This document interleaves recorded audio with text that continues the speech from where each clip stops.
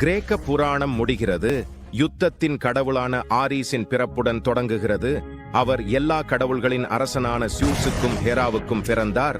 ஆரீஸ் சண்டையை விரும்பினார், ஆனால் அவரது சகோதரி அதீனாவைப் போல் அல்ல. அதீனா ஞானத்தையும் அமைதியையும் விரும்பினார். பெரும்பாலான கடவுள்கள் அவரை விரும்பவில்லை, ஏனெனில் அவர் எப்போதும் போர் குழப்பம் பற்றி இருந்தார். குழப்பத்தை விரும்புவதில் ஆரீஸ் தனியாக இல்லை. அவருக்கு பயமுறுத்தும் நண்பர்கள் இருந்தனர். Phobos, Deimos, எரிஸ், Enyo. அவர்கள் பூமியில் திரேஸ் சென்றனர். அங்கு கடுமையாக போரிட்டதால் தோற்கடிக்கப்பட்டவர்களின் இரத்தத்தால் 3 நதிகள் சிவப்பாக மாறின.